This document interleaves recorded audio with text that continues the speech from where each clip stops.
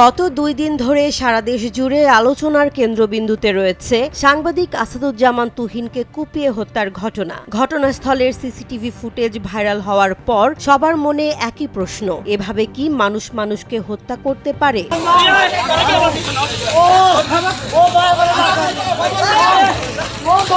Police জানায়, বৃহস্পতিবার রাতে গাজীপুরের চান্দনা চৌরাস্তা এলাকায় স্থানীয় সন্ত্রাসীরা ধারালো অস্ত্র নিয়ে এক ব্যক্তিকে ধাওয়া করছিল। এ সময় সাংবাদিক তুহিন সেই দৃশ্য নিজের মোবাইল ফোনে ভিডিও করছিলেন। হঠাৎ দুর্বৃত্তরা দিক পরিবর্তন করে তাকে ধাওয়া করে কুপিয়ে হত্যা করে। পুরো ঘটনাটি ধরা পড়ে পাশের একটি দোকানের সিসিটিভি ক্যামেরায়।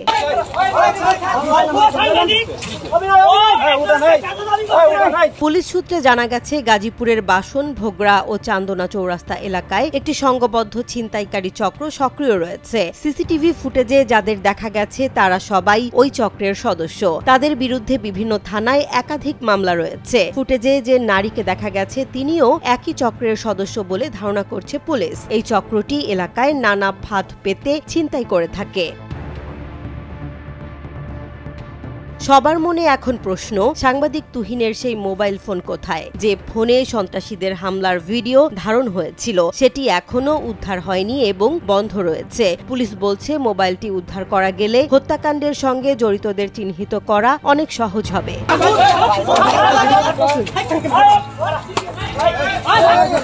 গাজীপুর মেট্রোপলিটন পুলিশের অতিরিক্ত উপপুলিশ কমিশনার রবিউল ইসলাম জানান, তুহিনের মোবাইল ফোন এই হত্যাকাণ্ডের রহস্য উদ্ঘাটনের জন্য একটি গুরুত্বপূর্ণ আলামত। এটি উদ্ধারের চেষ্টা চলছে। ফোনটি পাওয়া গেলে তিনি কি ভিডিও করেছিলেন, কারা জড়িত তা সহজেই চিহ্নিত করা যাবে। ওই অবস্থাতে ক্ষিপ্ত হয়ে তাকে উপর্যুপরি আঘাত করে মেরে ফেলে।